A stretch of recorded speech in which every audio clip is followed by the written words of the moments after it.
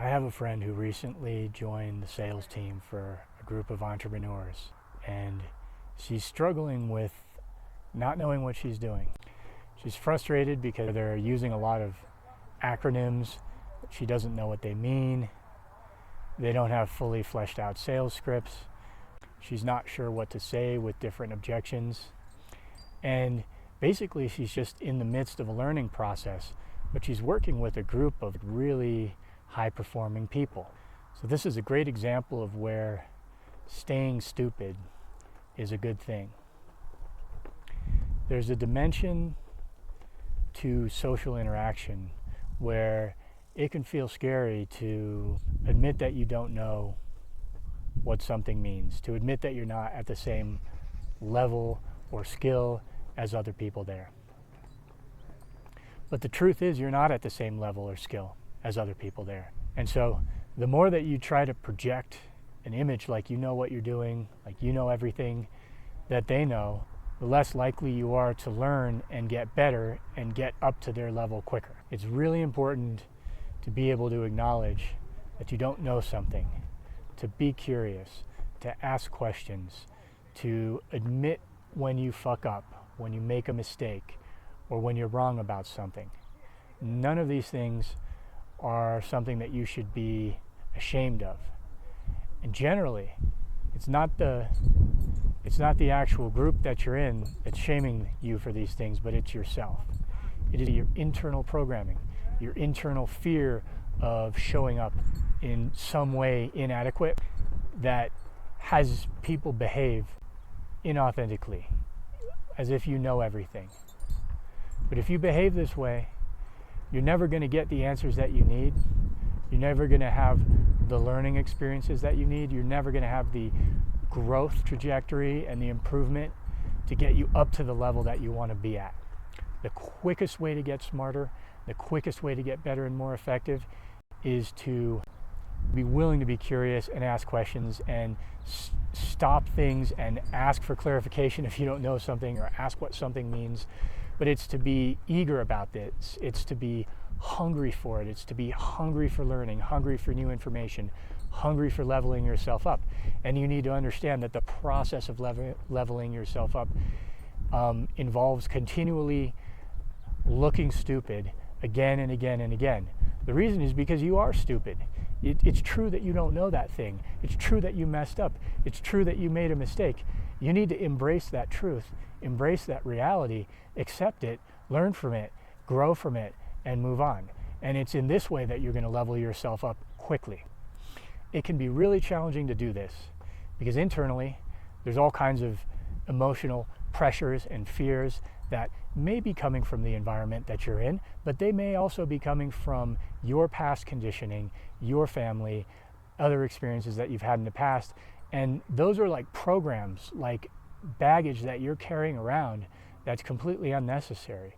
So there's an aspect to doing this where you need to be able to willingly stand in the experience of fear and just feel it without reacting to it. Stand in the experience of whatever it is that you are afraid would happen if you were to reveal your ignorance, and then choose to just express curiosity instead. If you don't know the answer to something, ask. If you are new to something, you're going to be asking a lot of questions. You're going to be doing this a lot. And if there's a voice in your head that says, oh, they're going to think you're, not as good as everybody else, like, so what? That voice is just trying to protect you. It's trying to protect you from harm. It's trying to protect you from being shamed, or in the context of work or a job, there's probably a dimension of that where you're afraid that they're not going to want you there and you're going to get fired. That voice is bullshit. That voice is lying to you. On any team of competent, high-performance experts on anything that are striving for excellence, they do not want to see people pretending to know things they don't know. They want to see people engaging with the process actively, acknowledging when they don't know something, acknowledging when they fuck up, acknowledging when they're wrong about something, and being hungry for growth and learning and betterment. That's what they want to see. I've been on engineering teams in the past, and the most high-performing team that I was ever on, the way that we hired people, we would interview somebody, and instead of just asking them technical questions to test their competency and to test their knowledge, we would get a little bit sneaky. We would start to ask them technical questions that had no answer, but that sounded like it should. Because we want to see what kind of a person this is. We want to see if this is the kind of person that's capable and willing of saying, I don't know. That doesn't make sense to me. I've never heard of that before. Rather than just pretending like they know the answer, which shockingly a lot of people do. If this person were to answer our questions and just pretend like they know and play it off, to project the illusion that they are an expert more than they really are, they're out. I don't care how much technical knowledge they have, but if that's the kind of person they are, they're never going to get better, they're never going to improve, they're never going to grow, and that is not the kind of person that I want on a team long term. And if you feel ashamed for not knowing something that you don't know, understand what shame is. Shame is a false belief about yourself. That's not true, but it's true that you don't know this. So there's no shame in asking, because you should be proud of that. You should be proud of being a person who's strong enough and courageous enough to risk looking bad, or to risk what feels like looking bad, because honestly, it doesn't look bad when somebody asks about something that they don't know. It looks good. It looks really good.